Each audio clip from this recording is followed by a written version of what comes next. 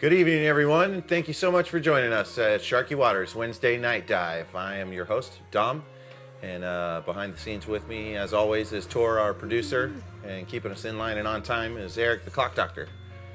Tonight, Shark Attack is going to be commentated by Cassandra. She's back and feeling better, but unfortunately, Jacqueline is not our creative director. She's at home nursing a fever, so we'll wish her good on that. Hope you're well. She's probably watching. We love you. And to everyone in the chat rooms, thanks for joining us. Feel free to reach out with any questions. A lot of people have some with our guest. We'd love to hear them. So make sure you shout them out, and then the guys behind the scenes will get them in line to us, and we'll try to adjust them. Tonight's guest is Jay Bernberg, criminal law attorney and weed criminality specialist. So that's what we're going to probe him about. We've also got some other adventures. Jay's a really exciting, adventurous person. I've known him for, I don't know how long I've known you for, but 5, 6 years, something like that. We'll have to ask Zuckerberg. But I digress. He's got a lot of cool stories. We're going to jump into that stuff. But first, the drill. We were calling this, did we name it? The left-right drill? Left side, right side? You want to go first? No, I'll watch you. Okay. Okay, I'm gonna start. I'm gonna start with ball in hand. Target is here. Eric, the Clock Doctor, is gonna flip the clock, the sand timer, and we'll get started with open swim here. See what Dom can do with it. Just walking by slowly. Got me. All right. I didn't say anything through that try, even though Eric was sharking me, because we've been doing a lot of these. We're on episode 11 now, and so a lot of the stuff I'll talk about, all kinds of whatever. It's stuff gets in my head. I was kind of trying to play some pool, you know. I'm trusting that. Most people kind of get the idea that we're going in numerical order as if it's rotation pool and all of that. All right, here I go.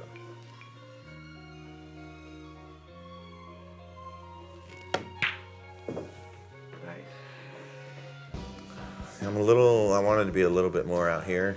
The closer I am to, I think I gotta go off this cushion and back, and then come out again.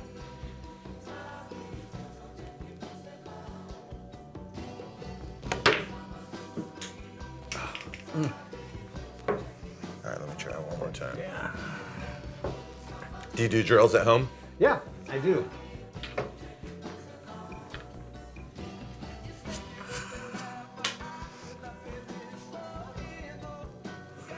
How much time are you getting in?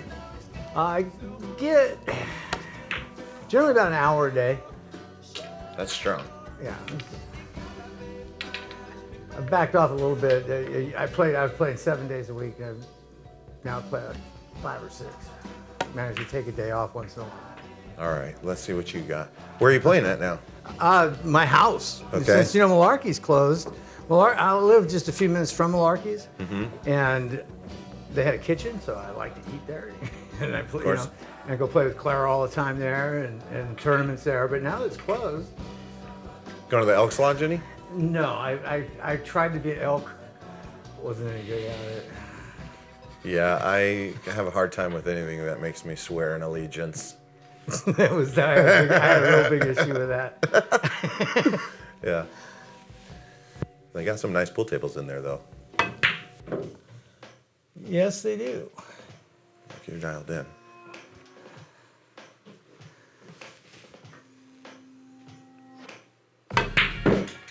Ouch. And he said you're moving. You're going to get a room big enough for the table? I'm going to try. Yeah. That's the goal.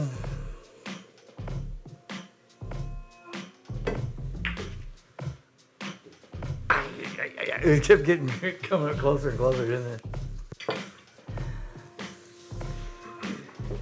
Okay, so I mentioned the adventures. We're talking skydiving. Yeah.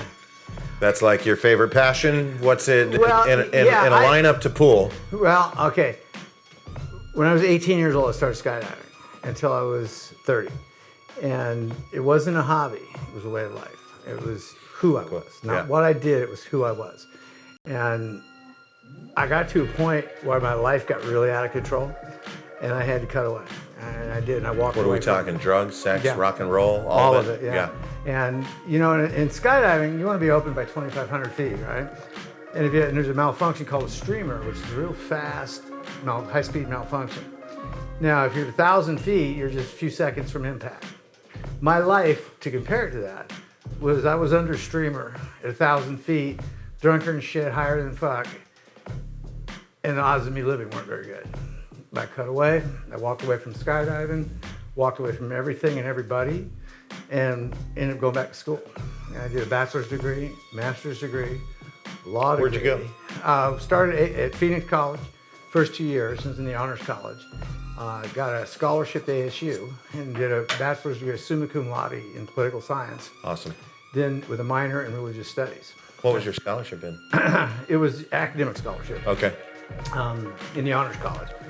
They created the honors college, like liberal arts and sciences, business. They had an actual honors college that was designed to give an Ivy League experience in a public university.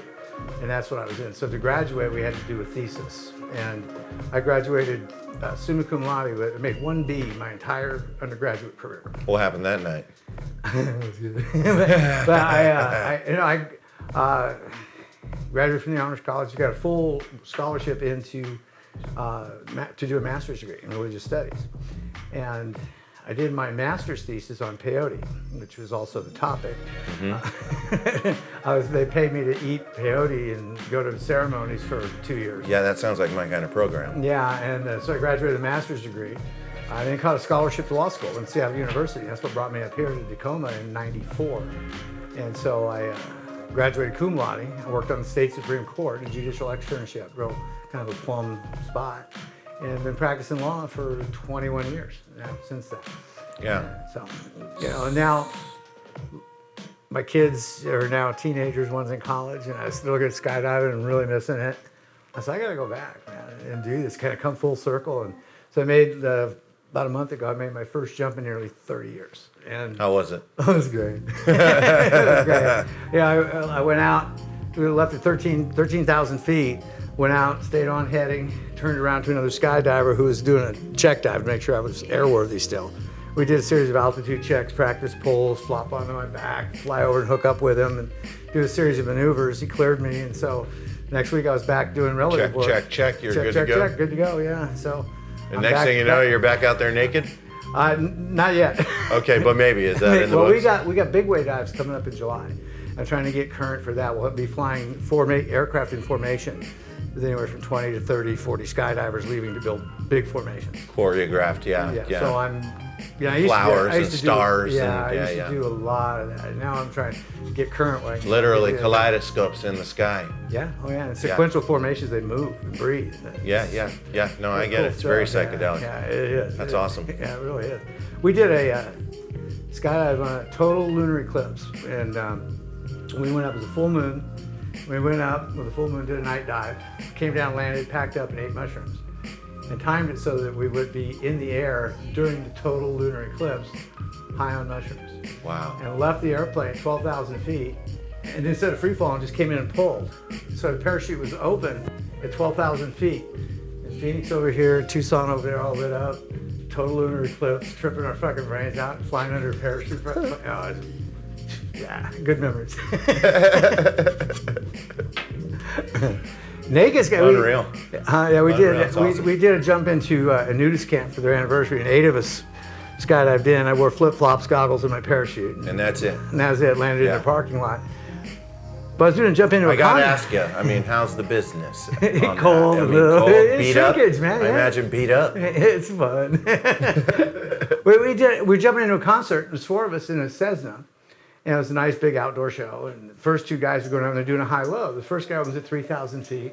The next guy goes to 2,000 feet. So we're in the ground going, whoa, whoa, whoa, right? Well, the guy that was going low gets out, he smiles at me, he says, get out of the plane, he goes, count. I mean, which meant he wasn't going to pull 2,000 feet, he was going to hum it. And I was going to count and see how long he went. Normally he'd be open by about 10. And I got to 17 and he still wasn't open. And it's boom, way down on the ground. Little tiny, he opened like 500 feet. Wow. I look back and the plane the guy I'm with, and I go, we can't let him up stages. And he goes, well, what do you want to do? You bounce? I said, no, let's go in naked. He goes, great idea. So he handed the joint to the pilot. Yeah, hold this. We took our parachutes off, took all our clothes off, stuck them up underneath the seat, put our rigs back on, skydived in naked. That was great, right? Yeah. Because we didn't think it all the way through. I didn't have any clothes on the ground. They were all still in the airplane. So you finished, they had to go to the whole concert with a parachute toga. Oh, brilliant. Yeah. So all of this lends to ask, how does one who is, a normal person in society, how are we supposed to digest this? That the people who are now legislating our way once were high diving, high as a kite, mushroom flying. I don't really like lawyers because they're like really straight, squared away people who like rules. I don't. And I've kind of made my own way through that system. Yeah, you're certainly fringe in a lot of ways. Well, being true to who I am and being myself and realize I'm not in a courtroom to make friends. I'm there to help somebody. And I'm going to tell the truth, unvarnished. And if you don't like it, too fucking bad, Your Honor. Yeah. And I gather a lot of that on your Facebook presence as well. You take a lot of heat sometimes, but you're speaking truth. Well, Here we go. That was better. Yeah, it's important to do. It's hard to do sometimes. But I love it when I walk into a courtroom and the judicial assistant looks up and smiles and he goes, "Oh boy, here we go. Bernberg's here." Love that. Yeah. So how do you go from, because the people watching may or may not know that you're not only a cannabis criminal lawyer but a cannabis entrepreneur too? Yes. And so how do you jump from that? How does it not look like you're helping people on the bench and then turning around and saying, "Hey, I think I'm going to get me a piece of this action"? Well, it wasn't really like that. I mean, I helped a friend's son open a medical marijuana collective, and which was cool. I didn't make any money off that one. Wasn't why I did it. And then 502 came out, legalized marijuana, and I realized I owned a building that had a commercial spot that was zoned correctly, and they were doing lottery. He says, "Well, let me throw it was $250. Let me throw my address in there and see what happens." Right. They're doing 8 licenses, and I came in 11th, and so there were people cutting deals and trying to jump in front. If there was 2 or 3 failures, I would have moved into the number 8 spot. And people were coming to my office and they want me to do their contracts, and I go, "Okay, before we start," I said, "you do realize it is in my best interest for you to fail. Do you still want me to be your lawyer?" And they go, "Yeah, we trust you." I go, "Okay, cool." And we do the deal, right? And I got up to the 9th spot and never got a license. But then they merged the medical and the recreational. And to get a legal medical license, you had to have had a medical marijuana collective with licenses and paid the taxes and been in the lottery. And all of a sudden I find myself in a priority 1 situation. And I had clients who couldn't get priority 1. So I said, "I got priority 1, you've got a place, let's get together." And that's Clever. how Tacoma was Nature's Recreational, before it was Nature's Resource Center when it was medical. And so we changed it over, made it a 502 store. I had some clients down in Longview, in Kelso. We hooked up, got the store in Ilwaco. I had another client that, got together kind of the same way and opened up Hoquiam on the black market. And so my role is kind of passive, more involved in licensing and regulatory and keeping them open. And I take a percentage, but I don't really participate in the businesses. If I walk into the stores, a lot of them don't even know. You go in there and the bud tenders don't know who I am. Yeah. And they say the company was called 8 Ball Barrister. Was the name of my company. Yeah. And I go, "I am the 8 Ball Barrister." And they go, "Oh, wow, cool." Yeah. Kind of neat. Interesting. So far, I've not been doing too bad with the 1 ball. This looks like You ought to be pretty good here. I've rattled that thing 3 times now. All right, let me add it.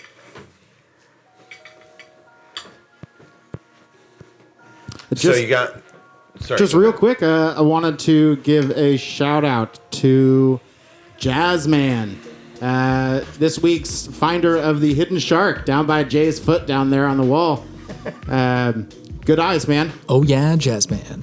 Oh yeah, Jazzman. All right, we will get a sticker out to you shortly, a Sharky Water sticker. So look for that in the mail. I was going to say, so you have three dispensaries you're involved with. Right. And are there plans to expand that front, No, or are you no, comfortable I'm where you're actually at? looking to sell out, and the marijuana. I remember when marijuana was fun. Started smoking weed in '72. And marijuana was fun. Mm-hmm. And then the medical came along, and we were helping people, and it was profitable, and it was fun.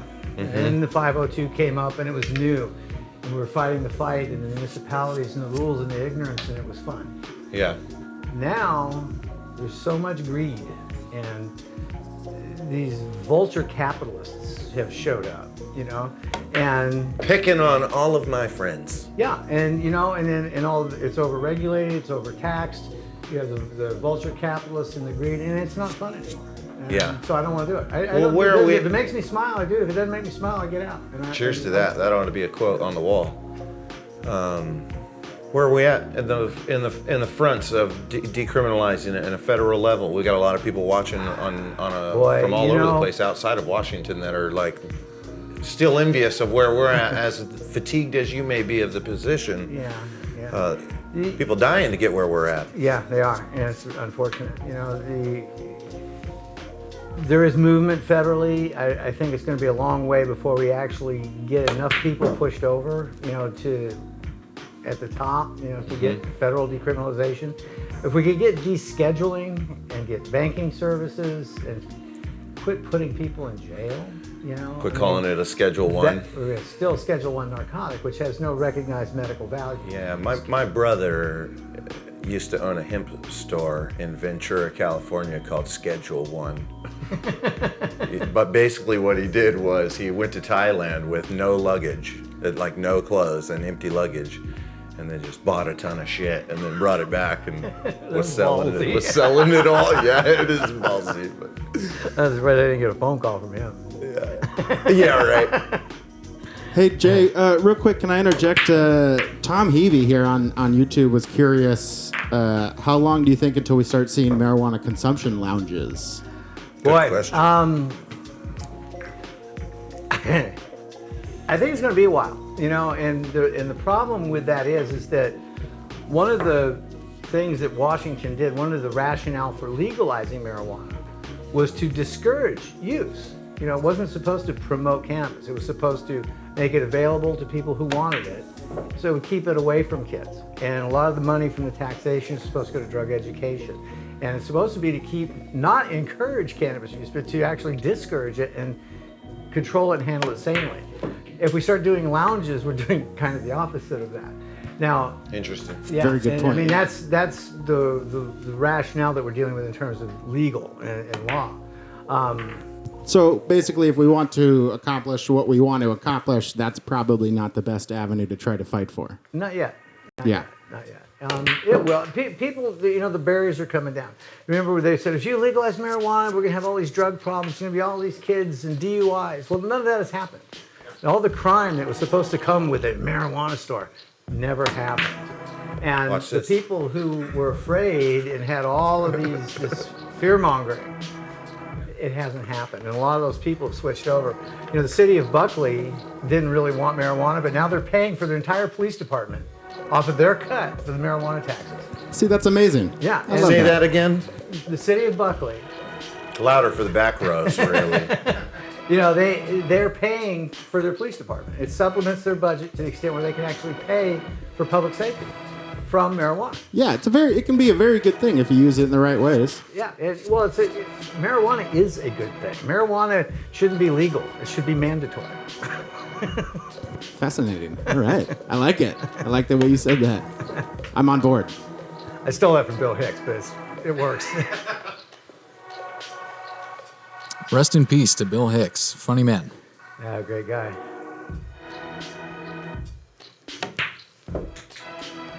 Getting dialed in. I got on 5 earlier.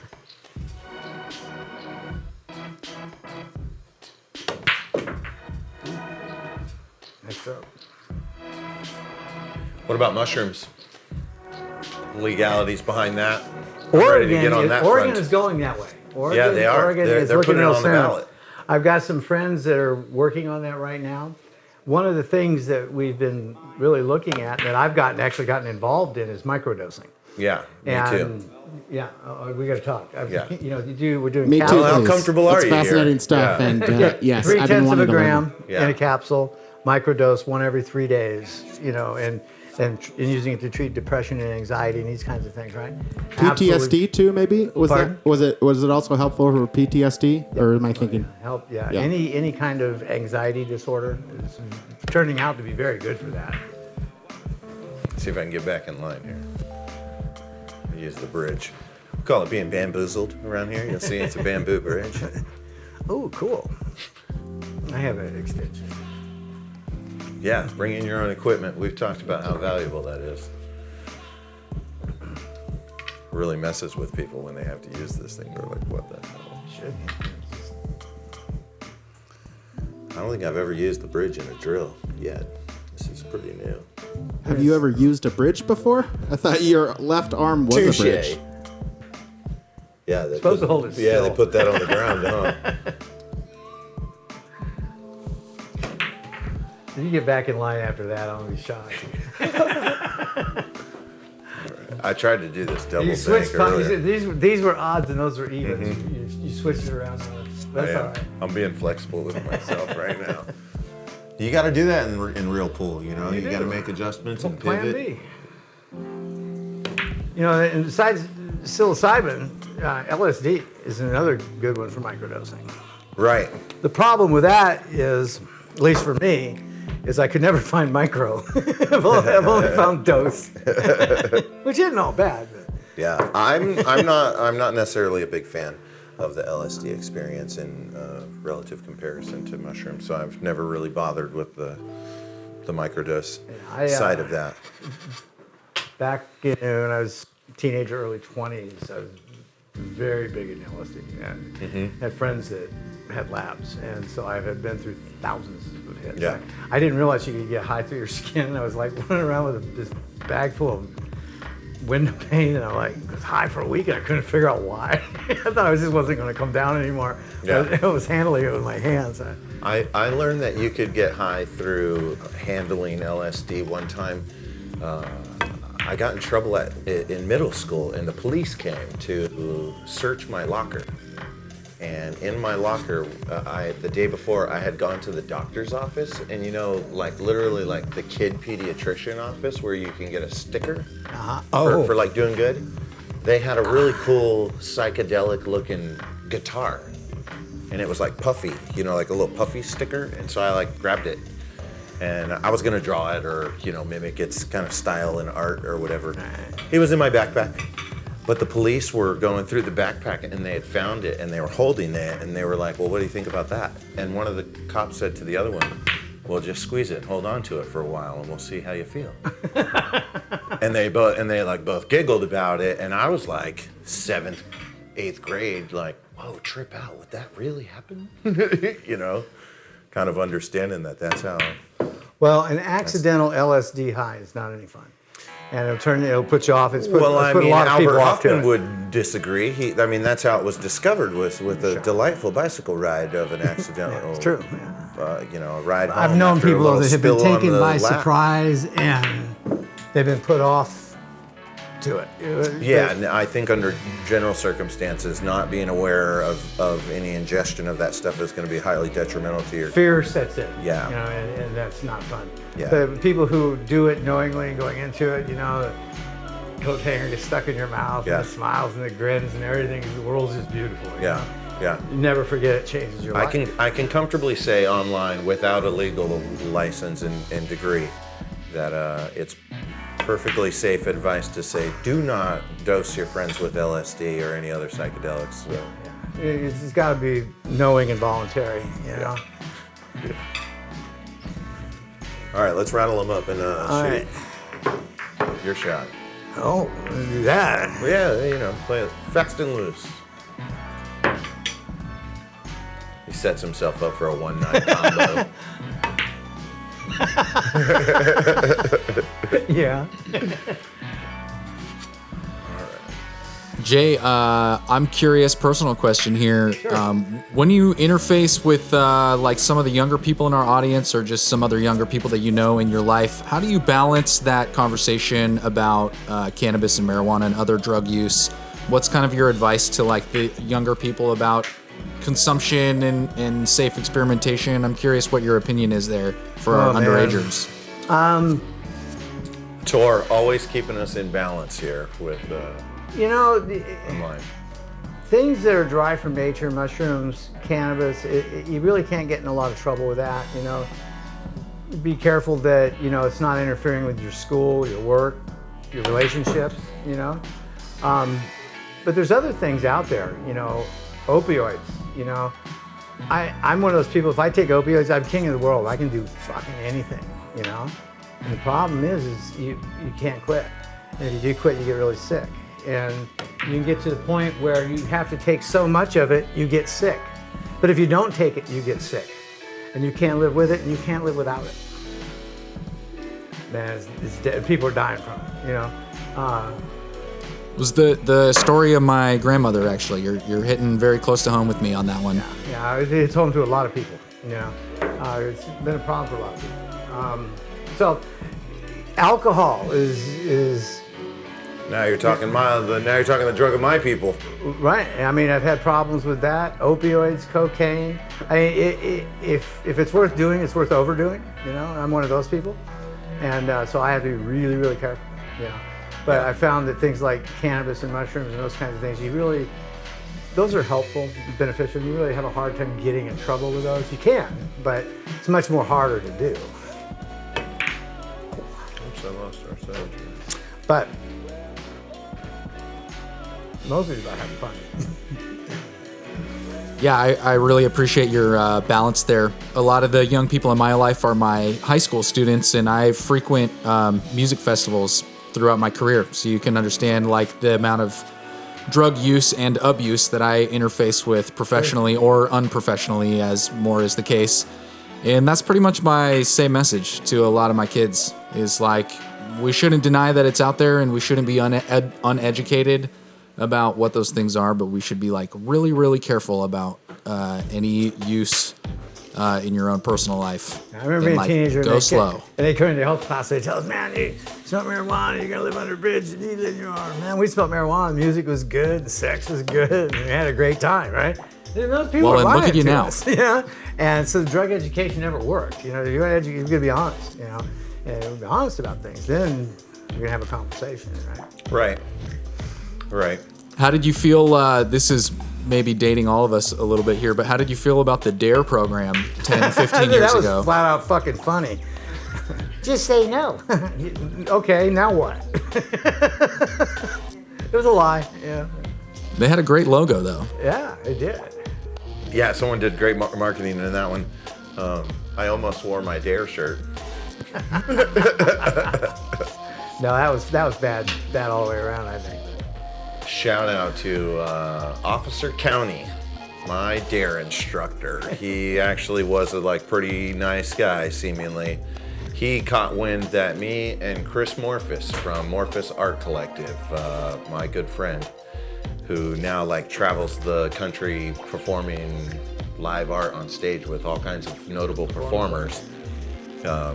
We were doing graffiti under the bridge across the street from the neighborhood pool. And excited about our work and laughing and giggling about it, but with spray paint.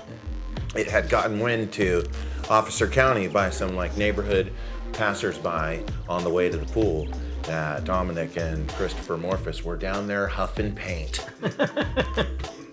And so we got chatted up by Officer County about that, and we were pretty open. No, man, we were graffitiing up some sweet art. You should go check that out, And he was like, you shouldn't tell me that. He didn't know how to handle that, but he was the DARE officer. You have the right to remain silent. You just didn't know how to. You got it. Yeah, that probably was a common theme throughout my life as I was younger. Really took me a long time to learn that one. I can't believe I made that. I had the right to remain silent. You just didn't have the ability to do so. Yeah. Your brain wouldn't let your mouth stop, right? Just a quick announcement that we're about 5 or 10 minutes away from taking a quick break and then doing our crew match. So if you have any questions out there, Okay, I know this shot. well, we still have the interview portion going. That would be great. Let us know. This is Thanks. one of my practice shots. Look at that. I told him. There it is. All right, let's do one more. You break. All right. And I think we take a break. Sounds good. You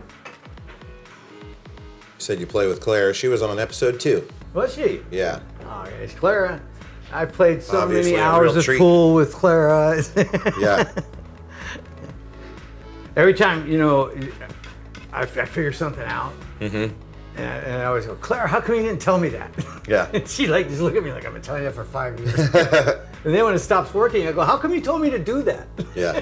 And somehow she's still my friend. Well, that's how. Yeah, I was right about to say that's how good friendships are.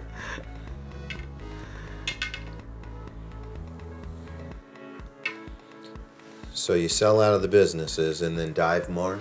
Yeah. Good plan. Spend more time with my kids. Yeah, of course. And family and skydive and play pool. And How many kids are there?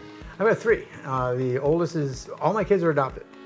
And Cool. Good work. Yeah. And That's remarkable, really. yeah, it's pretty cool. And we got this weird family, a divorce with 3 kids. It's just cool, And the Motley crew. yeah, we co-parent well together. We can't live together, but we co-parent well. And I can totally relate. yeah, oldest is at UW in the dorm up there. She's going to be an evolutionary geneticist, honor student, very brilliant. Good. She's gonna save the world. Yeah, the youngest is an artist, and the middle one's my 17-year-old son. Good. She's gonna save the world too. yeah. And my middle son is 17. Yeah, he's 17. He'll figure it out. Yeah. Well, he'll put a little resistance to their efforts of saving the world, and it'll be just in time. He's a very smart kid, very good looking, very talented. And when he figures it out, it's going to be strong. Yeah, look out, world. I know Yeah, that. yeah. He's All that's neat super. kid. All that's super age appropriate. Yeah. Actually, for some man, when I was 17, I was exactly that. When I was 17, I just wanted to get laid. I mean, that was what I did. Get high, get laid. I was making a lot of mistakes for that. Yeah, well, that, I was under the ethos that I was going to be a NBA superstar when I was 17. A lot of that was being pushed on me through the coaching programs and the school education, and kind of gets pushed off to the side for that. And I grew up in Texas, in Houston, where they have this crazy thing that you do a sport for 4 years, you only get credits for 2 of them, and so you're down 2 credits to graduate. So you have to do summer school for 2 sessions to get those credits back. Then they suggest that you take government and economics, because those are full semester classes that are incredibly hard to pass, and if you don't pass, you don't play, and so you don't even take the jeopardy of failing those classes throughout the whole semester when you can do it in a 6-week course in summer school where they just breeze through and you look around and all there is like athletic superstars in the class, and like no one's really taking any tests about anything. But like, come to find out, that's like my shit. The sociology and the economics and The stuff that you like, Yeah, the yeah. stuff that really where the rubber meets the road on what's changing the world and what's affecting people and my friends and family. Sure. And like you said, vultures of culture. That stuff is out there, and I didn't really get a good chance to learn that in my high school program. But I graduated from a school that's ranked, I want to say, like in the 17th out of 3,500 school districts in the nation. Wow. You know what I mean? I went to Good school education. yeah, all the astronauts kids in Houston, like when they say Houston, we have a problem. You know what I mean? They're talking to NASA.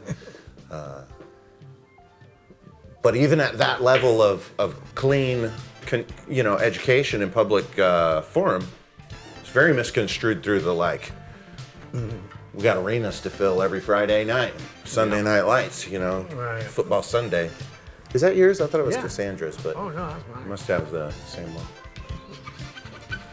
All right, everybody, thanks for jumping in with us in the open swim portion of the show. We're going to take a short break, and when we come back, we're going to have our crew match of the week.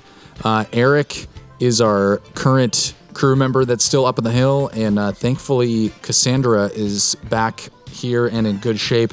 We're going to see if she can knock him off that hill and hold the title herself for a week. All when we return on Sharky Waters, The Night Dive.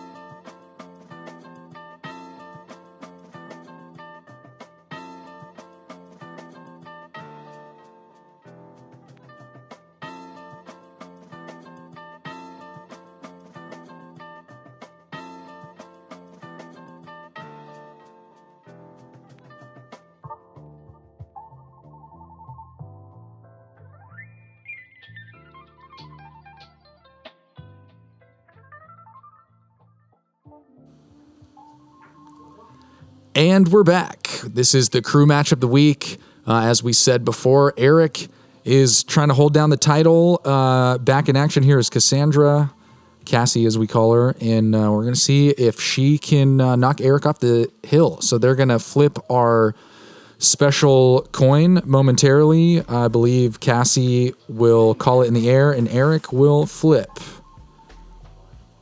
All right. I get the crown because I'm queen. Crown or I think she called crown. It's fucking crown. Surprising. Statistically speaking, we've seen VIP more often than Crown. We were noticing that. I mean, maybe we were projecting, but we noticed that the other day. We actually looked up a stat about quarters, and this is more so weighted on one side than the other. Yeah. That's right. Eric's bringing up. We made a joke in the break about Cassie. Do you want to spin for it? Spin a coin rather than flip it, because Eric was reading about an article that mentioned that more often than not, when you spin a coin, it will land with tails facing down. 80%. Up to 80%. Yeah, can be. Exactly. I love how they say it's just a candy. Do we have predator? Good spread by Cassie. It looks like she doesn't get any balls in on the break.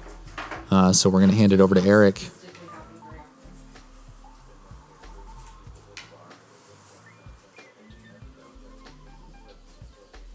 You can see the one ball. Not really sure what he's going to do with it, but we'll find out.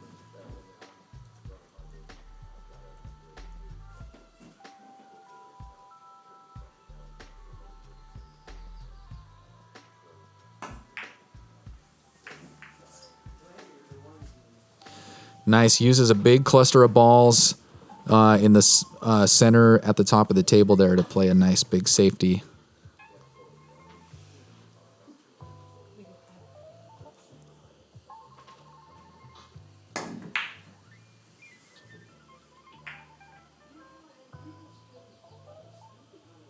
Cassie kicks at the one, ends up getting good contact with it, and kind of tucks the cue ball behind the 9 there, making it a little harder for Eric to have a look at that. Where's Dom's jump cue? Just reaching for I shouldn't even let you use mine. reaching for a jump cue here. Looks like Eric's going to try to hop over that 9. He's trying to figure out which cue to use. He doesn't have his own jump cue here. Cassie's giving him a hard time, saying, "You're not going to use my gear. You got to bring your own stuff." Just grab it. And I just said no. Yeah. I was like, okay. No, that's fine. Banter.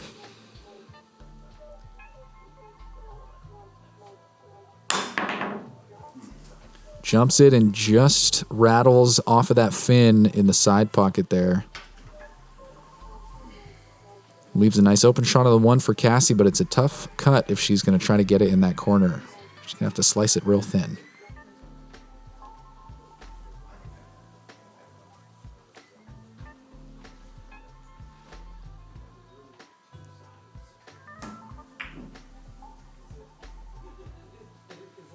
Get out of there. Doesn't get the 1 to go. Goes all the way around and scratches the cue ball, unfortunately.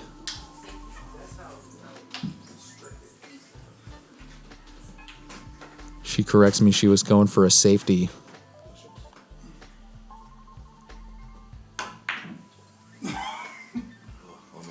The jaws of the fin don't quite snatch that 1 ball up. That time, Eric will hand it back to Cassie.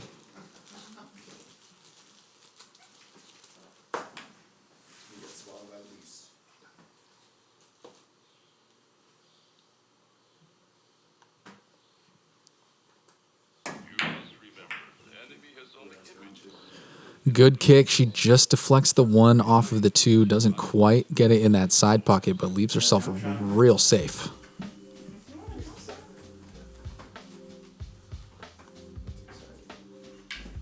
Looks like Eric's bringing out the jump cue again.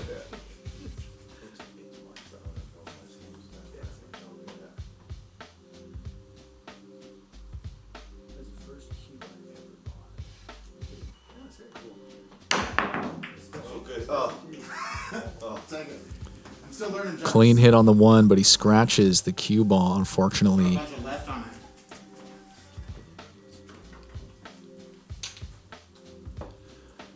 Ball in hand to Cassie. She's got a nice, easy-looking one ball there.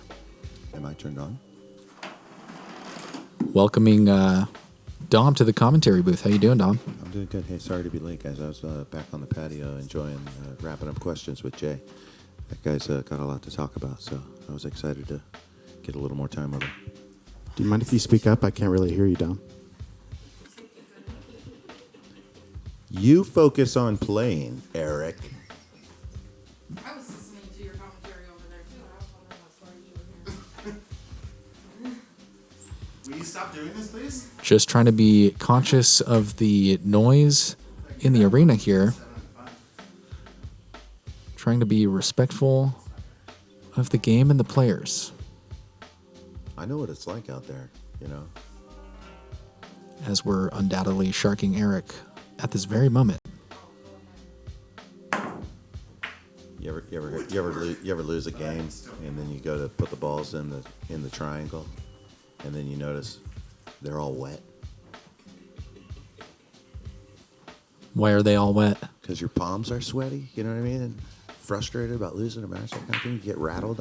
I know what it's like. I've had to towel off my cue. Solid hit on the one. Cassie pockets that in the corner. Got a good look at the two here. It's tough. She's up against the rail, though. She doesn't have a whole lot of cue ball to work with, but should give her some good position if she hits it right.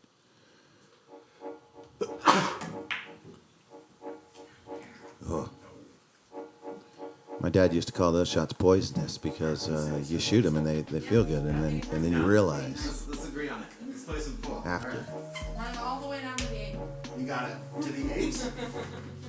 Maybe I'll make it hard on you to the 7.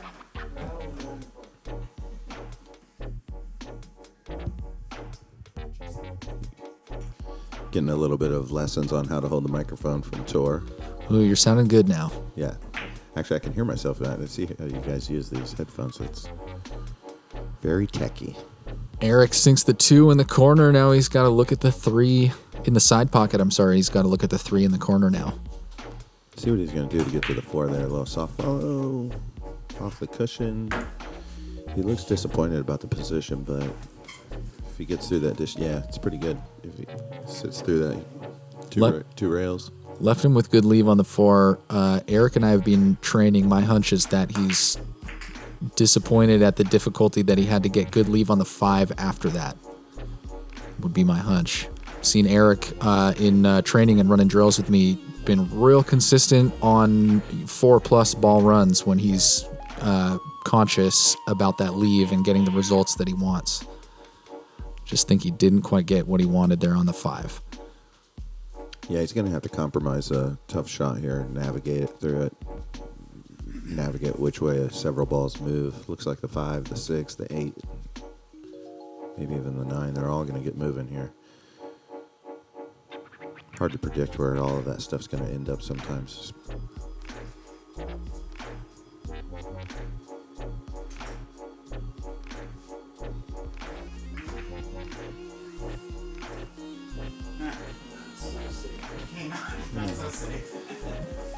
Went for the safe, didn't quite tuck it behind the balls like he wanted to, but still a little bit of an awkward shot. Oh, I hit it so straight. Yeah, she did. She hit that one super straight in the face. A lot of things going on here, though. We got a lot of people talking, a lot of bodies in the studio today. Just stepping in is Jesse Bergman, our winner from last week's Shark Attack and one of our favorite guests. Yeah, welcome back to the scene, Jesse.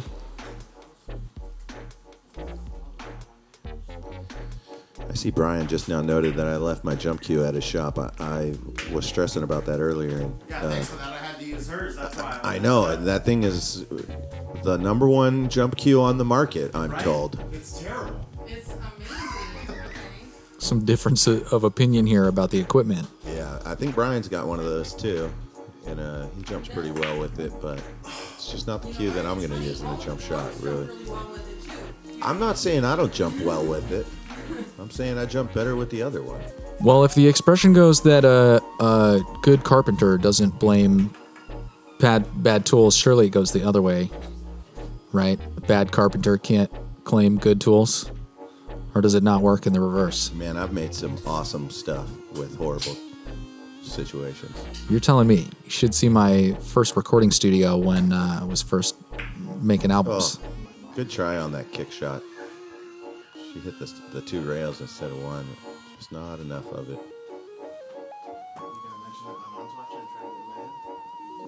Oh, yeah. Hey, looks like Mrs. Okerlund is watching. This is so much fun to watch. Francesca, welcome to the chat room. We're happy to have you here. No pressure, Eric. I always tell Eric how jealous I am that he gets his mom to watch live. Thanks, Mom. Yep. Yep. Thank you, Mom. Thank you, Mom. Big thanks from Cassandra there. She's got an extra chance there. They've got a YouTube hit song about that, Mama Shark. I don't know if you guys have heard that, but if you don't have children, you... Is it part of Baby Shark? I'm familiar with Baby Shark. It goes. Cassie nails that 6. She's got an easy look here at the 7 and is singing Baby Shark for all the parents out there that know this crazy YouTube cartoon that we're talking about. One time I was doing some refills in a bar, and the bartender started singing that, and one of the customers had irately screamed, "Hey, stop that, shut the hell up. Some of us came here to get away from that." I would do that. It was so funny. One of my high school music students in the digital music class that I teach made a Baby Shark remix for one of his school projects. Tough rattle there. Just run down to the 8 for me. You can see there that Eric is really excited about having his opportunity here. See if he can capitalize.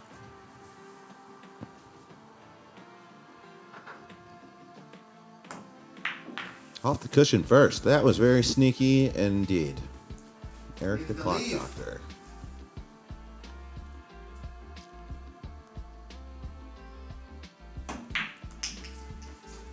Excellent.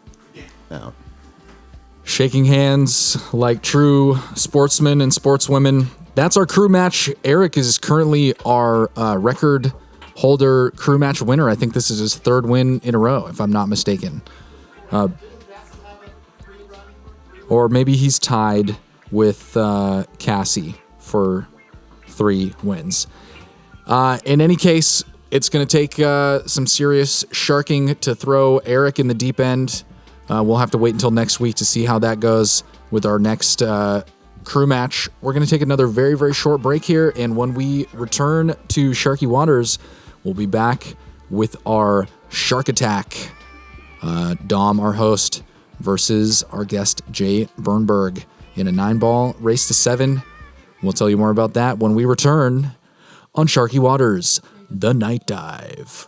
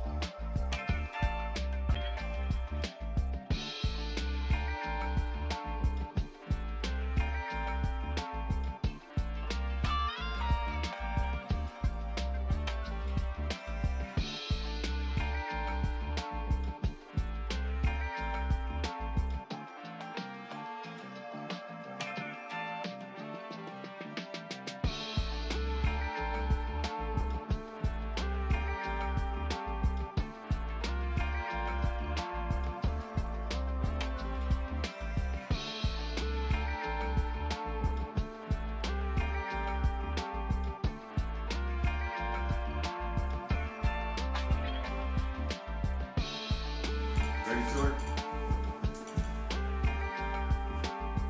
Thanks so much.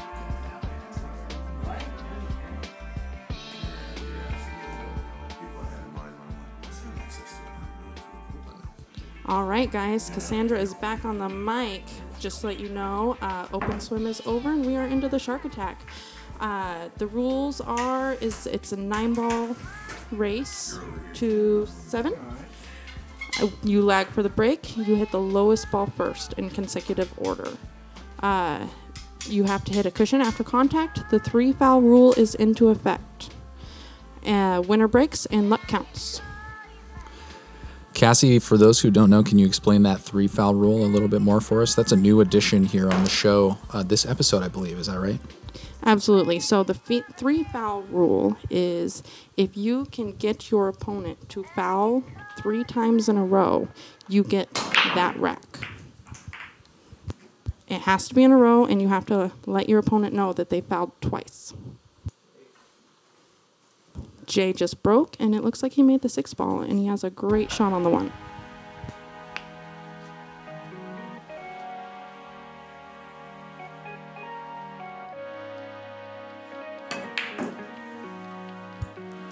Nice drag over to the 2 there.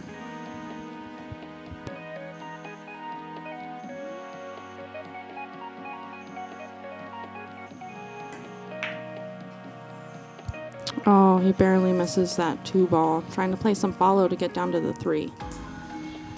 Leaves it tough for Dominic. He's going to have to play a safe or a bank here.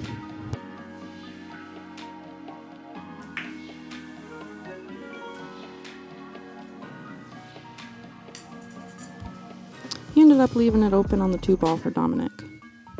Or for Jay, sorry.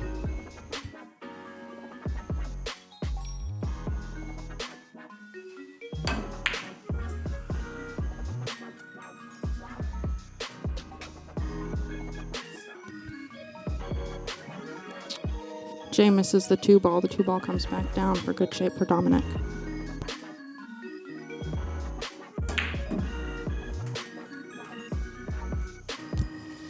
Seems like both of these guys are just rattling balls trying to get good shape on that 3.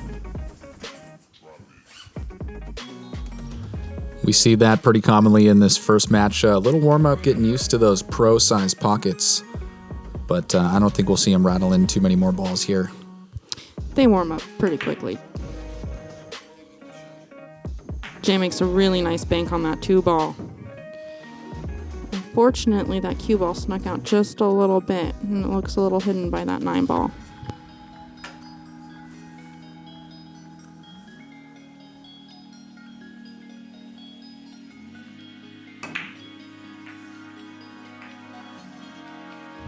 Made good contact with the 3 ball.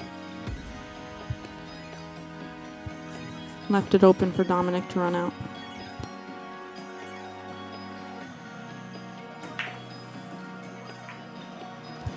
Nice shot. Hit the backside of that 5 ball, though.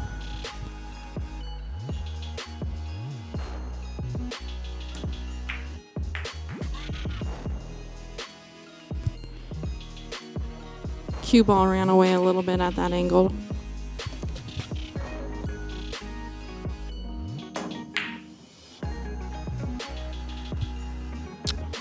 And he misses the 5. Jay has a tough shot here, though. It looks pretty straight, and he's on the rail.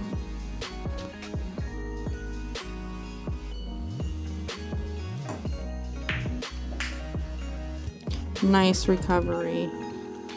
I didn't catch it until just before that shot, but I think the 7 dropped on the break as well. Oh, I didn't catch it either. Too fast.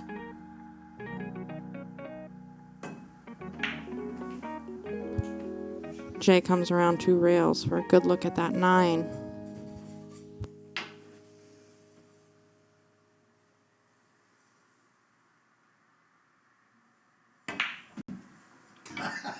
Oh, and he rattled it.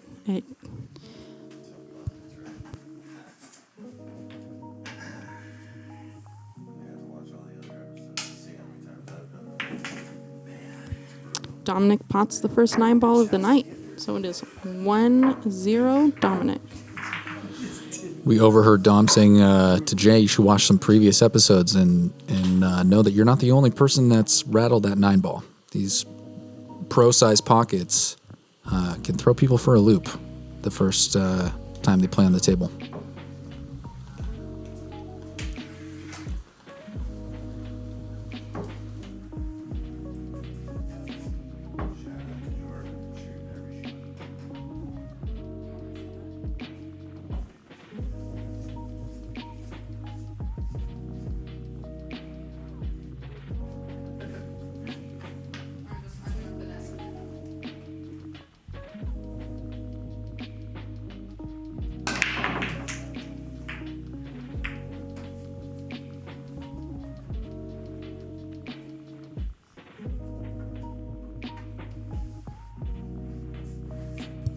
Looks like Dominic pocketed the 2 and the 7 ball this round. He has eyes on the 1 ball, but it's not an easy shot. It's going to come with a combo or something. He went for a carom onto that 8 ball. Almost connected with it. That was a good idea.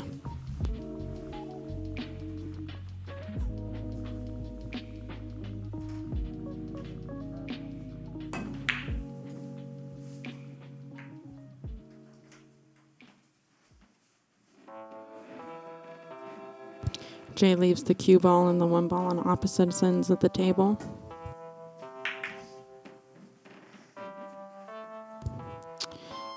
And Dom connected with the back end of that 5 ball, not traveling quite as much as he wanted to.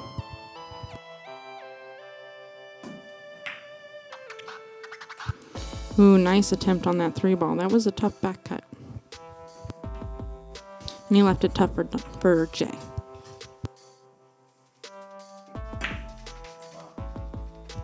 Oh, really nice attempt by Jay.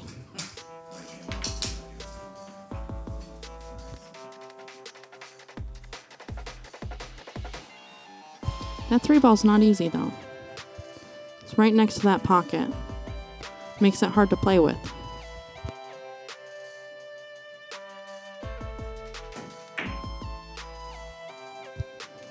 Dominic tried a reverse bank into that 8 ball. Really nice attempt.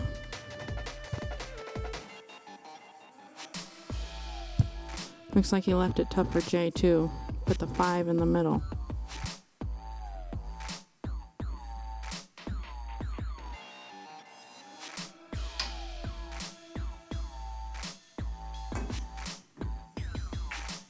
Jay comes with a really nice 2-rail kick there.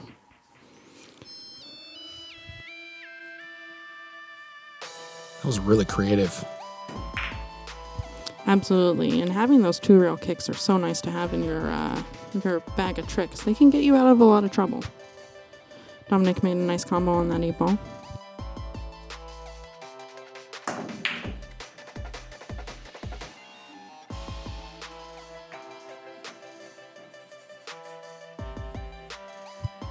Hit the 3 a little firm, but the cue ball ended up in a nice place.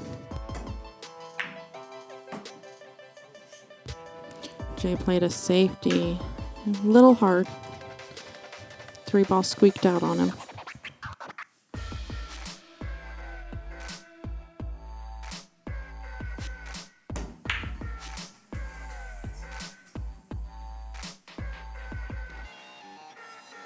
Looks like these boys are trading off safeties here.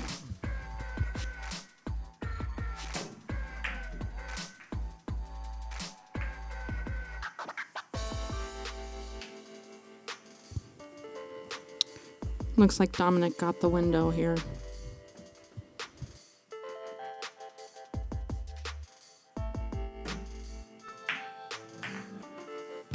Nice, soft, easy shot. Coming around for the 4 ball. It was good. Good shot.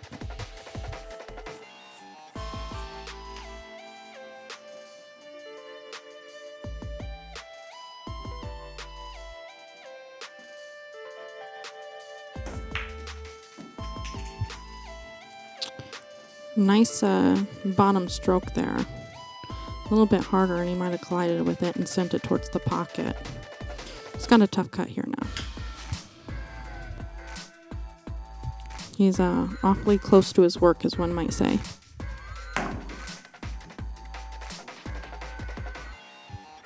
Really nice try, and the cue ball almost came around three rails and hit it again towards the pocket.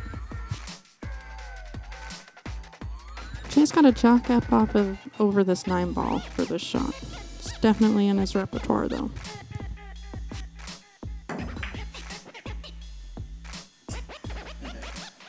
And it just doesn't want to fall.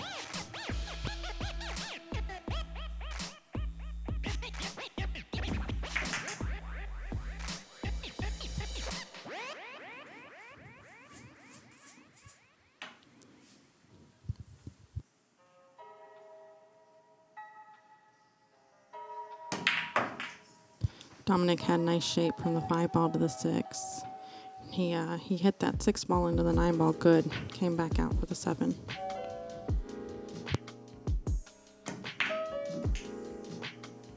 Nice 2 rails. Nice shot, good speed.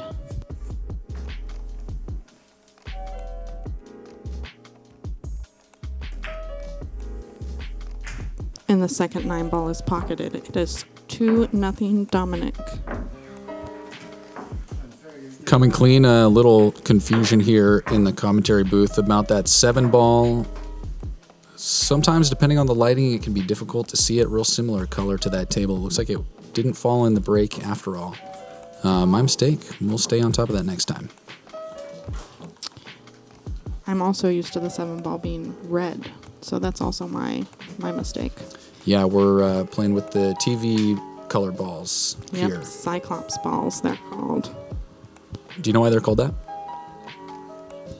I have no idea. I like to think of them as Easter eggs. It's the brand, apparently. The brand is Cyclops. Dom gets his usual corner ball in, but unfortunately he scratches the cue ball as well.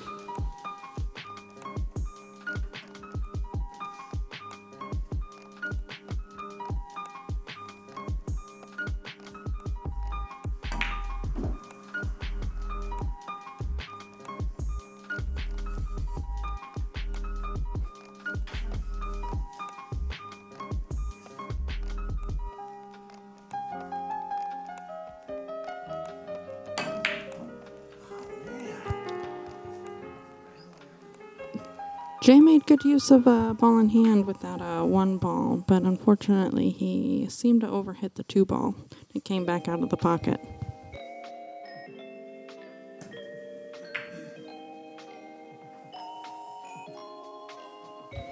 Dominic tried to play a safety and he overrolled that one. It's a fast table. It's hard to judge safety speed.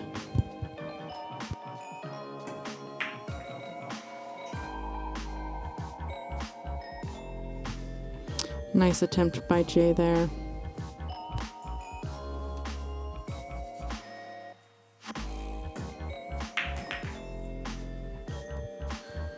I was going to say, I suppose if you're worried about a little bit of an overroll on a safety, then just hit the table lengthwise. Unfortunately, it doesn't keep Dom away from that 2 ball. Pocketed that 3 ball nice and easy as well.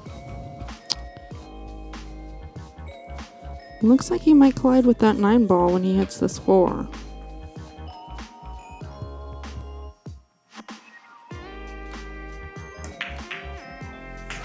There it was. 9 ball in the pocket. Sporty. Very sporty.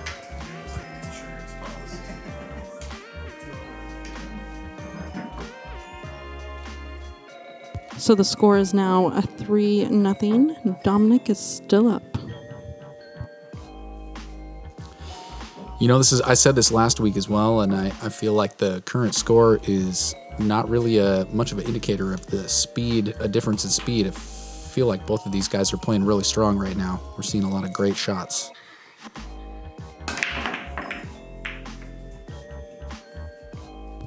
I absolutely agree. A lot of times when players who are evenly matched play each other, you'll just have one that ends up with the last few balls.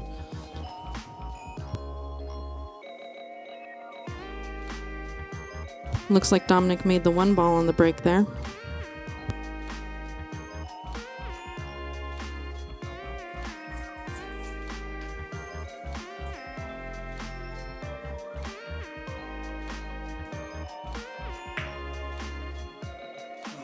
Oh, really nice speed on that 2 ball, and it just doesn't want to fall in the pocket, unfortunately.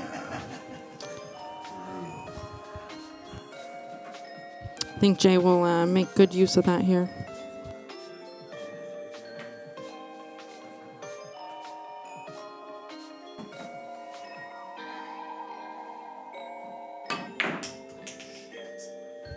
Oh, he overhits that one a little bit and takes himself away from the 3 ball. It's like when you rent the Ferrari and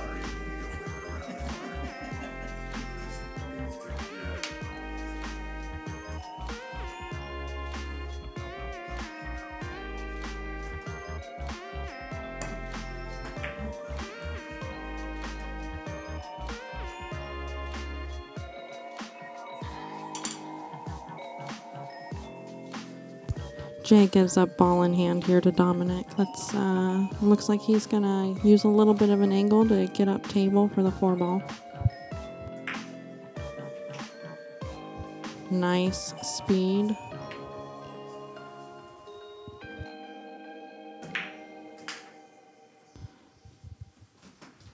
Gets good shape on the 5. He should be able to just kind of use the rail and come off for the 6 ball in the pocket.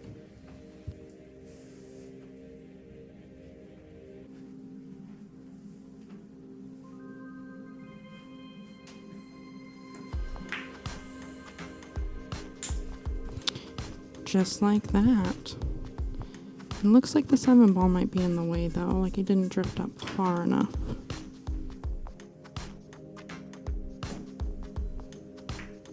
Oh, he uses the rail though, comes around. Nice shot, good speed too.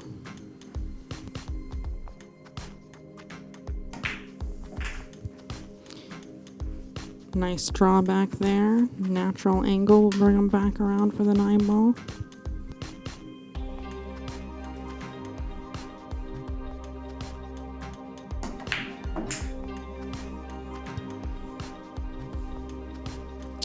He underhit that one a little bit. Still has a shot at it though.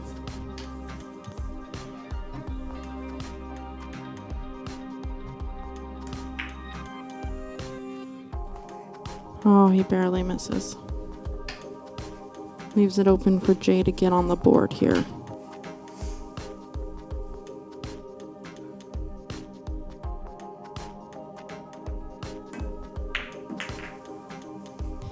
And it is 3-1. Dominic is still in the lead. Jay is back at the table to break.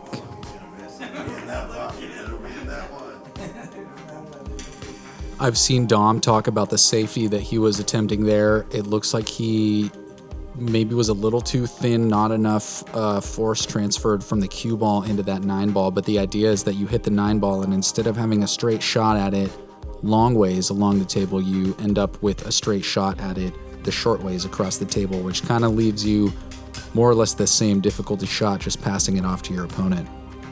Yeah, the reverse safety there. Or called a 2-way. Jay has another really nice break there.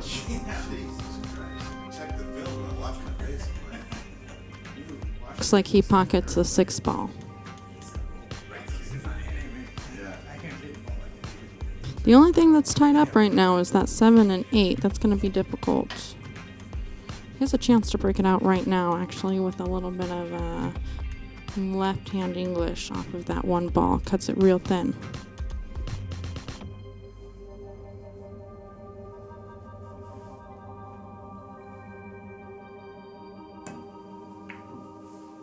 Oh, he hits it too thin, but he had that left, and look, he's going to get that breakout.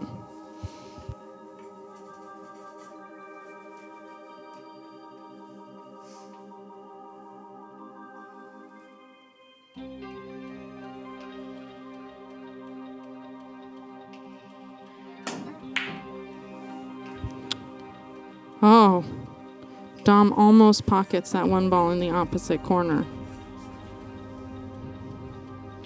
He leaves a kick here. Or a masse. Jay tried to masse it, and the masse took hold real early there.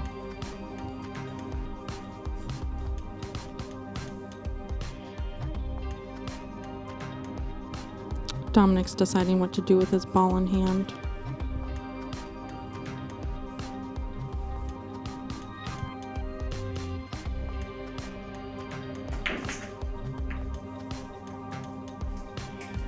He used the 7 ball to stop the cue ball, and he can take the 2 ball up table.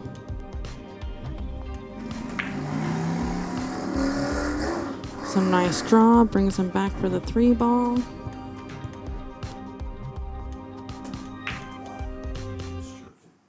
Oh, he had that one. He used some English on that, which kind of threw it away from the pocket there. I'm still thinking about that 2-ball. Good shot, Jay. Jay plays a nice safety right there. Used the 8 ball to slow down the cue ball, but that 3 ball just get it out a little bit.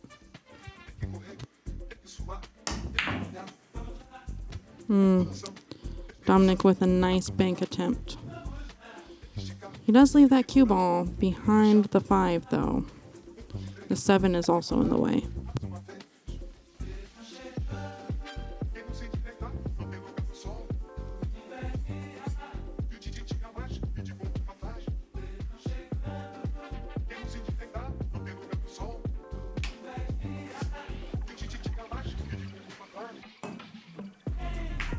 Once again, a really nice 2-rail kick by Jay. It's definitely a handy kick to have in your pocket.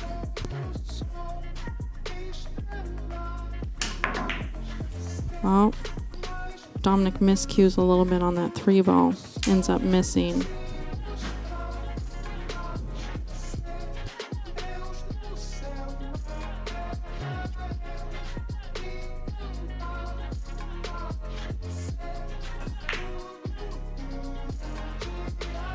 Oh, nice straight shot by Jay, but it just doesn't want to go in the pocket.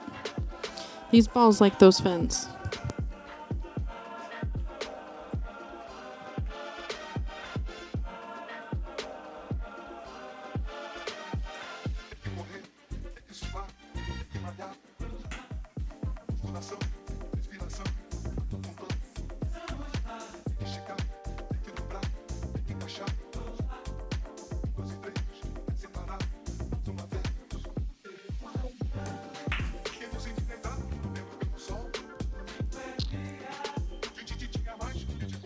Nice try on the shape by Dominic. He left himself a bank here on the 4 ball.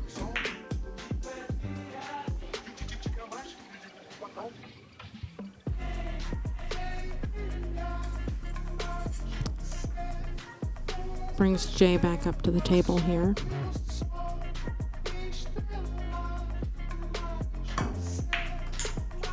Nice shot by Jay.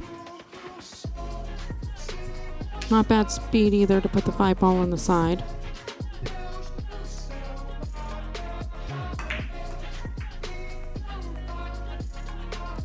Oh, really nice use of the rails there and some bottom right hand English to come around for the 7.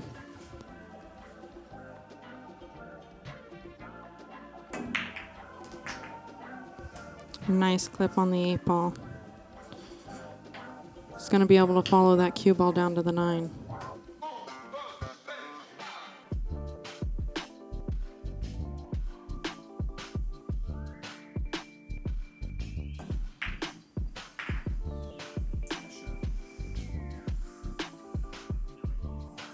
Ooh, that cue ball very narrowly almost went into the side.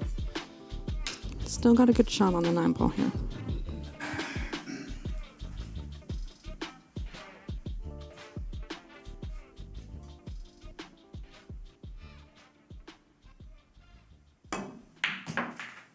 Nice shot by Jay.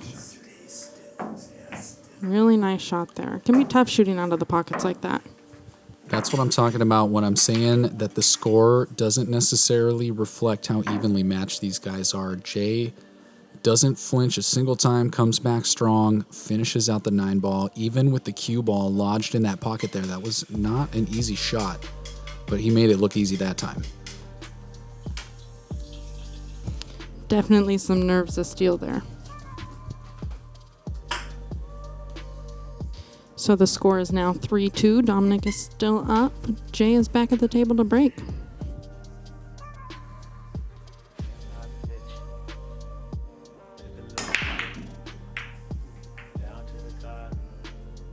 And he pockets the 5 ball on the break, and he can see the 1 ball.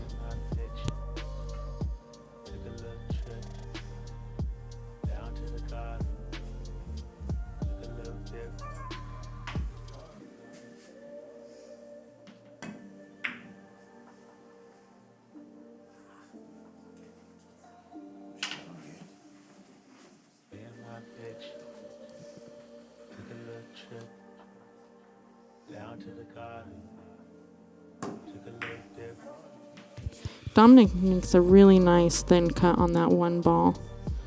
Leaves himself open to that 2 as well.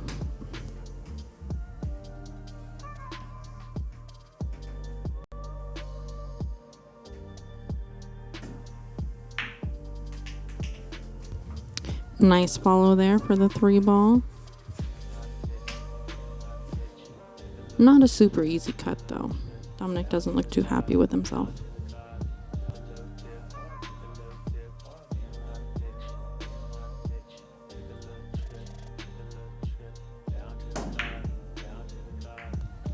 Tried to use some outside English on there to throw that 3 ball in there in the pocket, but it just didn't take. Looks like Jay might have a window between the 7 and the 8 ball here.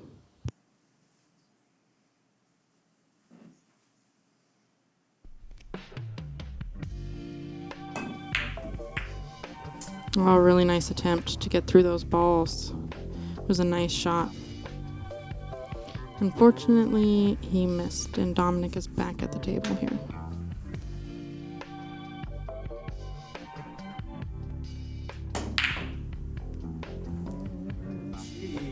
Ooh, Dominic took a stab at that 9 ball, and it almost went into that side pocket.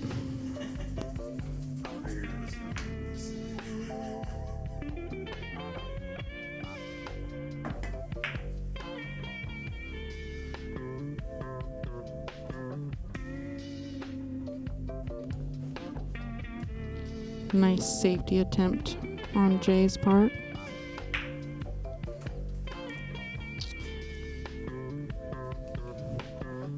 Dominic came with a nice 2-way here.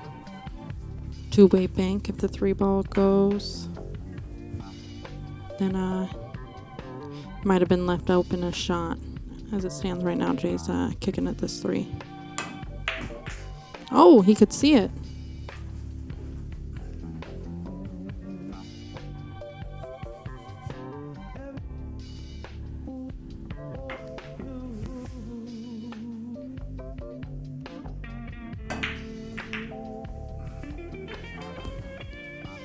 Oh, the 9 ball is in the pocket almost.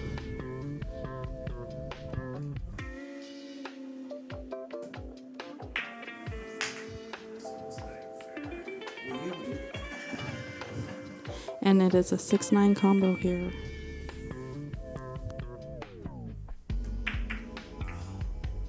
Oh, Dominic barely misses that. But there's no combo open, so Jay's got to run these balls out now.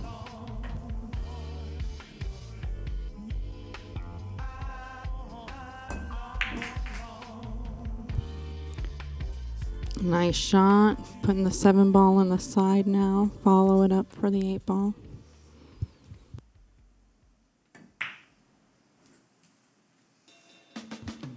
Nice speed.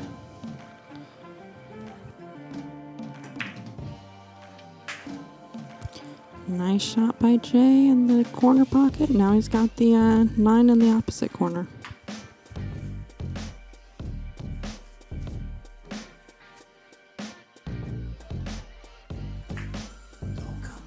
Oh, Jay overcut that 9 ball just a little bit.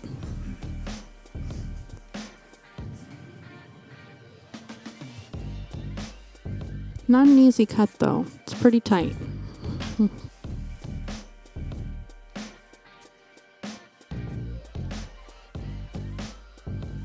Looks like Dominic's going to bank at it.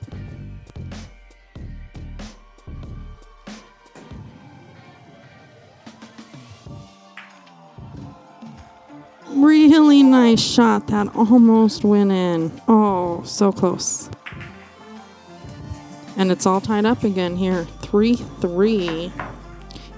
Jay on the break.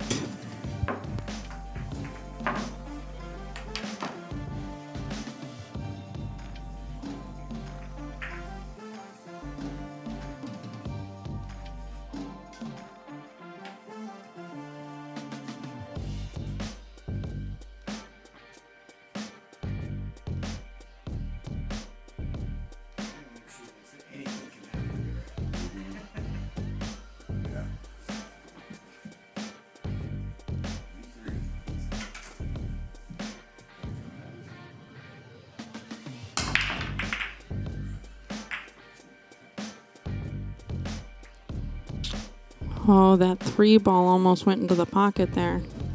Just decided to roll back out away from it.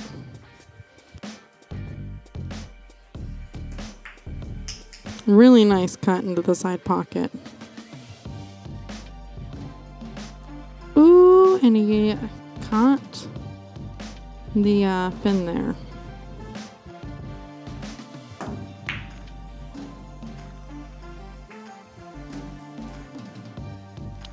Nice big attempt there. He didn't leave an easy combo, that's for sure. Although that 6 could get a little bit of help from the 5 ball. Just like that. And he's got a nice look at the 2 ball. Natural angle to come back out for the 3.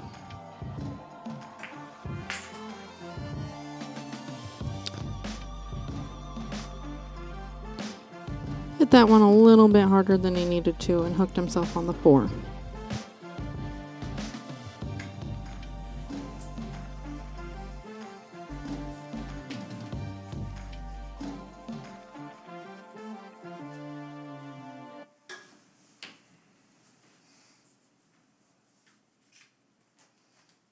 Looks like Jay is going to be jumping over this 4 ball for the 3.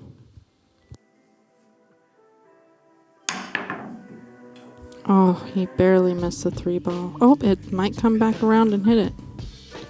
Oh, just not enough legs.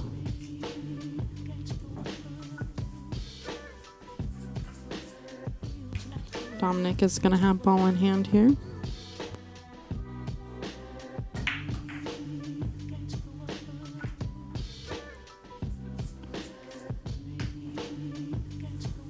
Nice shot on the 4 ball.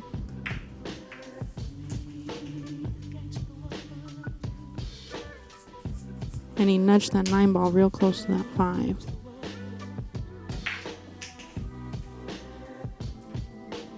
Nice speed. It's going to put that 7 ball in the side pocket. Probably come around 2 rails for the 8 ball.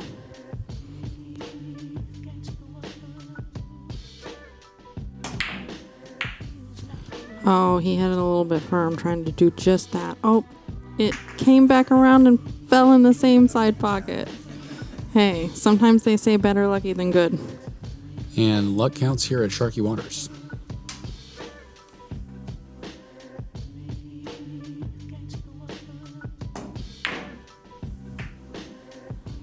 Ooh. And he almost gets the Z-bank on that 8 ball, but doesn't leave it easy for Jay by any means.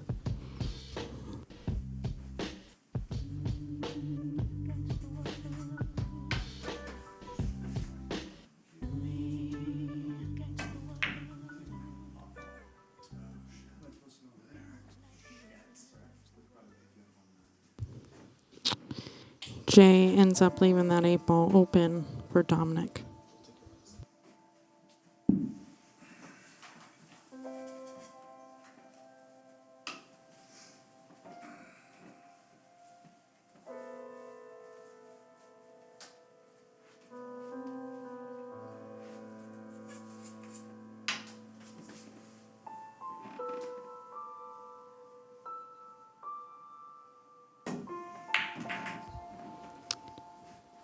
Nice shot on the 8 ball. Come around to put the 9 ball in the side pocket there.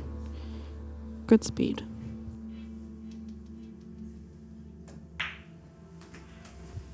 And Dominic is in the lead again, 4-3. And he will be breaking this rack.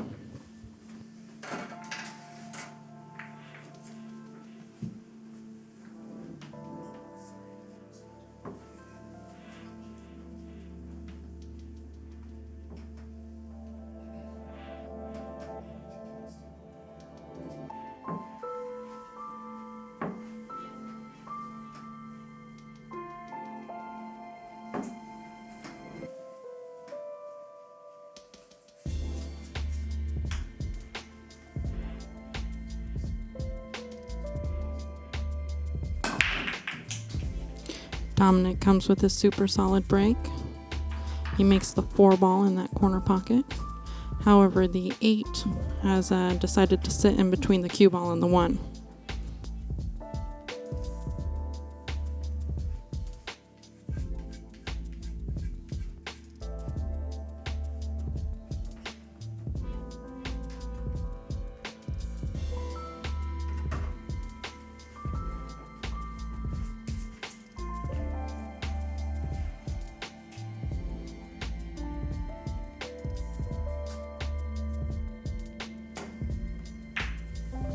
Dominic does a nice slight masse around that 8 ball.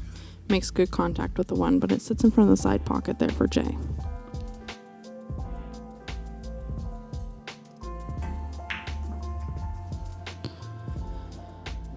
Some nice follow there. Brings him down to the 2 ball.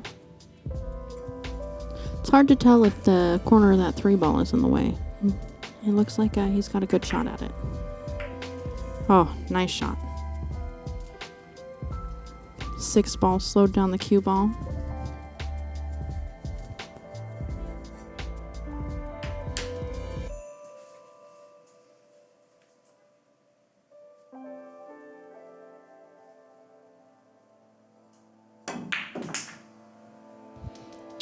Really nice follow through there.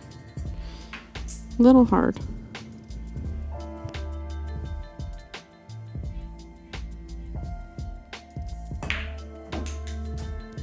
Really nice use of outside English there to drag that cue ball to the rail and come back out.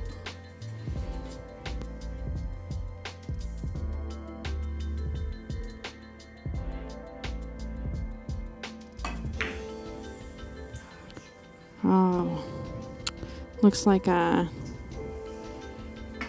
Jay hit that 6 ball a little thin on the backside. Didn't leave an easy shot for Dom, though.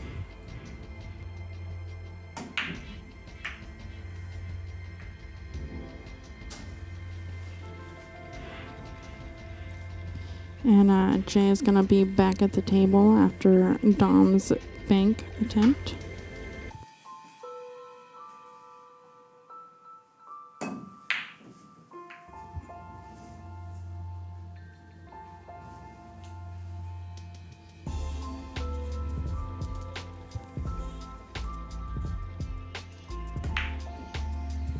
Really nice bank here by Dominic.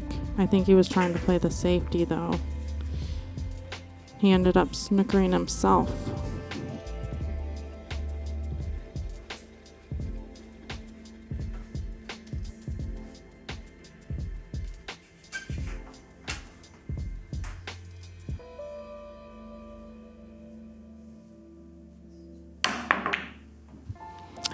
Really nice jump attempt there. Oh, he almost ran that all the way down the rail on that jump shot.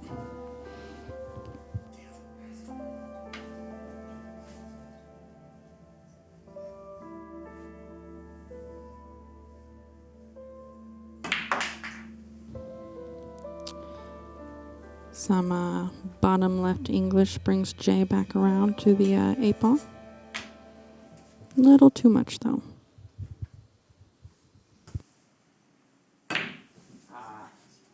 Oh, he tried to overcorrect on that. Ended up taking it out of the pocket there.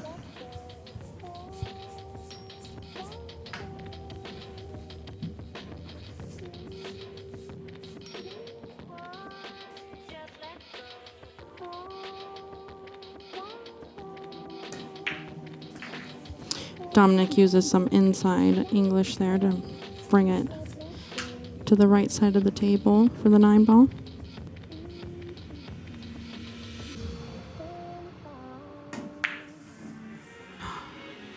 Oh, these 9 balls are just wanting to fly back out of the pocket.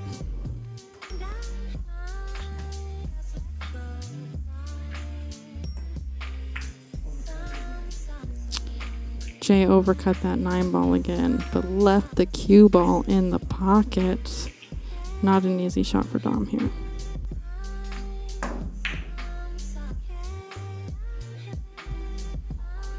Nice bank attempt. He leaves the cue ball at one end of the table and the 9-ball on the other. Nice little two-way. Oh, nice cut by Jay. Just doesn't fall. They are trading back and forth with these 9 balls here.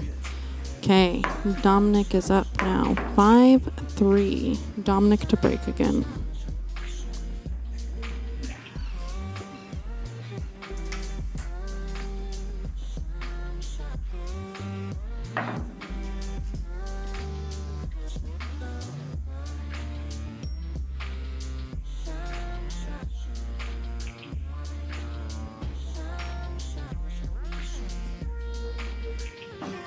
It's been mentioned.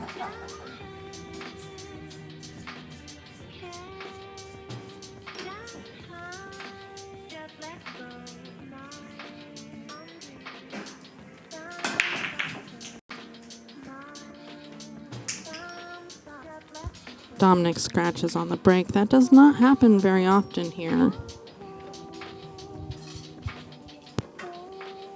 And he pocketed the 7-ball as well. Jay starts off with ball in hand, but it's not easy. It's tied up with that 3-ball. Looks like he's going to take a combo here. And there it is. Really nice shot. Unfortunately, he had to jack up on that 1-ball because they were so close together. He didn't want a double hit, creating a foul.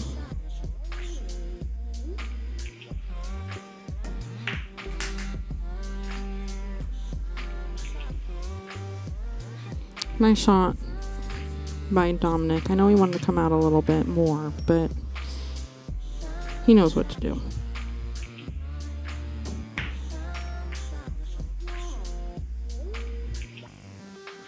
Nice safety there, using all of those balls to create a wall.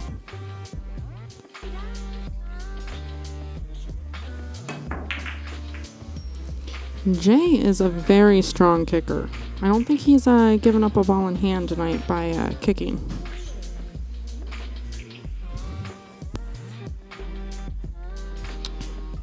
Dominic is looking at the carom right now from the 2 to the 9.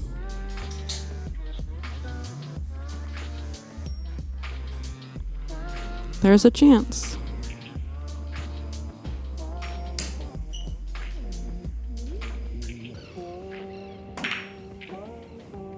Oh, and it almost went. Really nice attempt there. Those shots are tricky.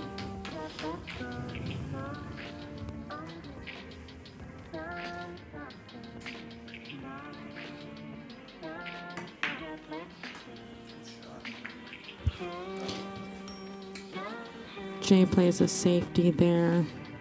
The cue ball just didn't roll quite far enough for him.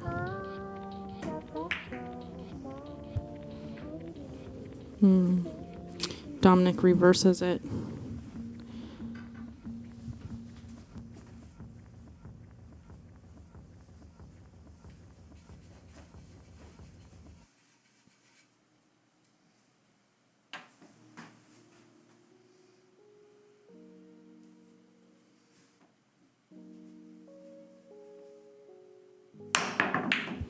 Nice connection on that jump shot. And he almost got rewarded. That 2-ball almost went into the side.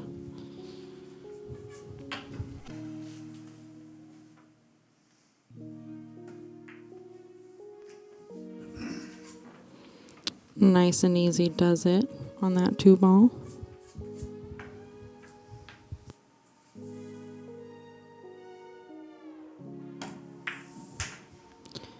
Bottom English drags that 4-ball out for the 5 in the side.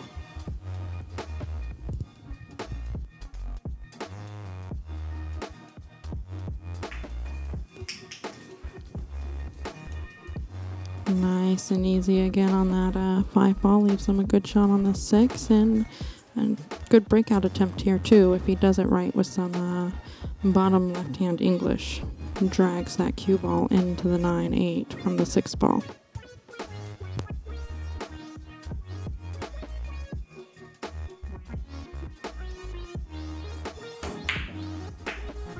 Oh, and unfortunately he misses that 6-ball.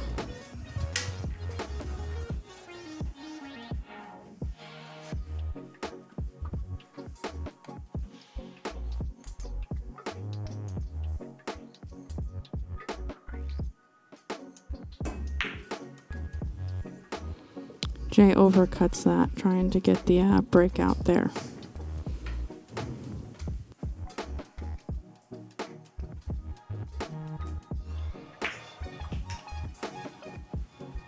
Dominic goes with the natural here. Comes up a little bit funny on that 8-9.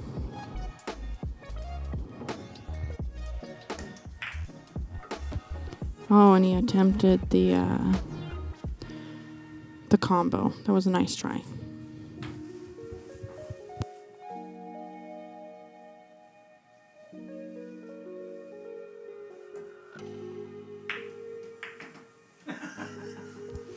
Oh, 2 combo attempts. And the third time is the charm. That puts Dominic up 6-3. I was actually trying to make the 8 versus this big pocket. 9. No, that's that shot. Seen a couple really strong plays from Jay here, showing us that he's a shark himself, swimming with the sharks. Absolutely. I mean, he won 3 games in a row to tie it up with Dominic, so I'm sure we'll see a little bit more of that fight back here.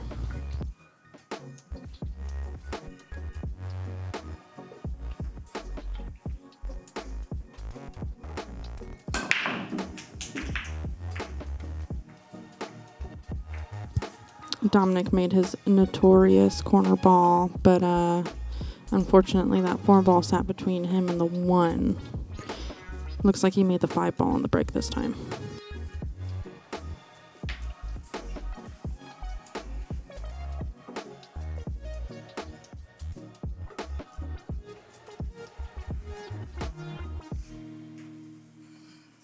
So Dominic did what's called a roll out there. It means that you don't have to make contact with your first ball off of the break, okay? As long as you state it beforehand.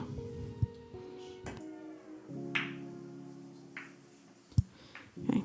It's also known as a push shot. The idea is that you give your opponent a chance at the shot, but you make it difficult to where they're not really sure if they can make it, but they're not really sure if you can make it either.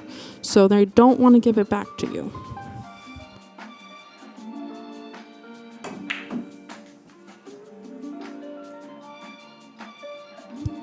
Nice shot on the 1-ball. It looks like Jay wanted it to roll a little bit further for the side. It might just go between that 6-7. Nope. Oh, really nice shot on the 2-ball. He did a reverse bank there and then also ended up making the 8-ball in the process.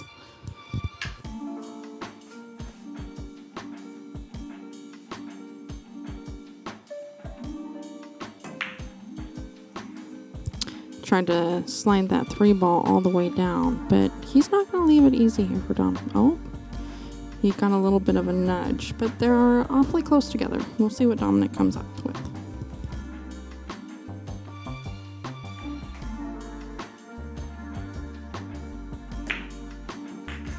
Nice shot. Some top English brings him down the table. He's going to put the 4-ball in that corner pocket.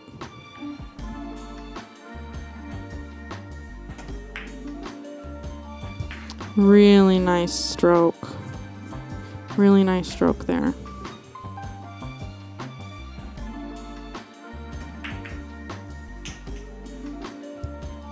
Collided with that 7.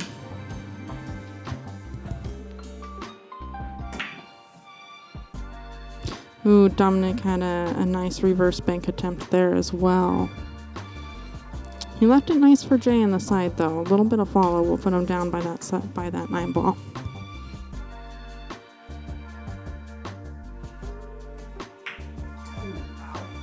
Oh, he overdid it a little bit.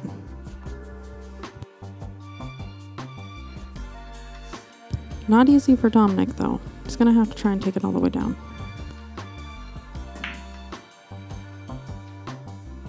Oh, he just overcuts it just a little bit, but it looks like he left it safe.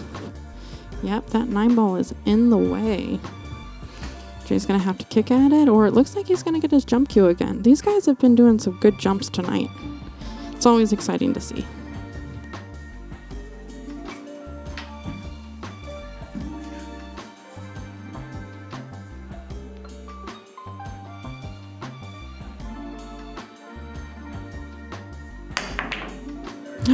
Really nice shot there. Nice jump bank. Oh my goodness, that was something. That was a really nice shot. Sporty.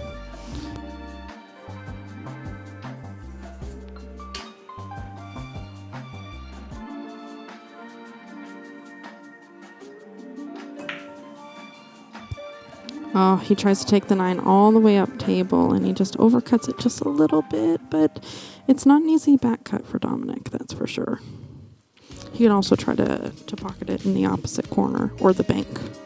So definitely a few possibilities, depending on his comfortability level.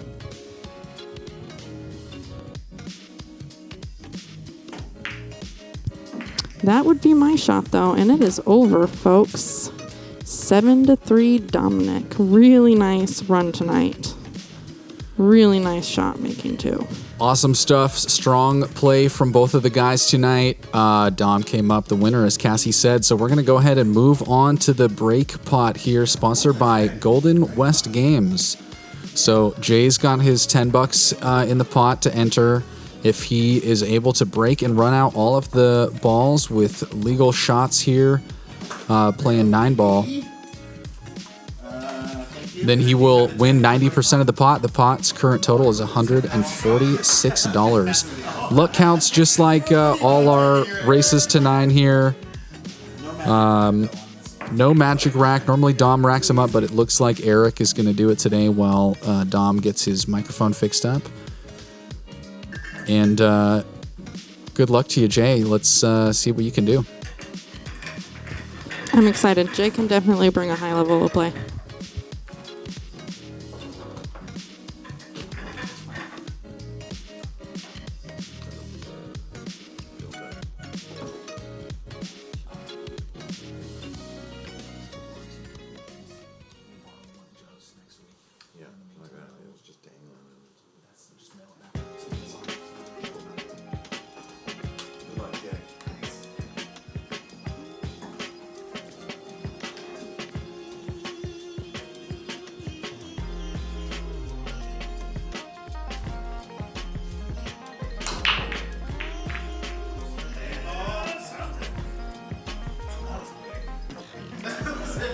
Almost got the 7 and then almost got the 8 directly after. Unfortunately, broke dry. Jay will not be walking home with any money tonight, but of course he'll be walking home with some Sharky Waters swag and of course the respective us and all our viewers. We'll send you back to Dom to say goodnight. Everybody, thanks for joining us again. Jay, thanks. It was a pleasure having you. Everybody behind the scenes, Tor, Eric, Cassandra, Jesse, thanks for stopping in. You guys are all awesome. Everybody, the sponsors, Golden West Games, my employers, that's about everybody. Thanks for sharing and liking and all of that stuff on all of the platforms, YouTube. That's where we're trying to be. That's where we're trying to get more attention. And if you're following us on Facebook, we certainly appreciate that stuff too. We hope you get some good practice and with the drill. And remember, perfect practice makes perfect performance. Enjoy peace.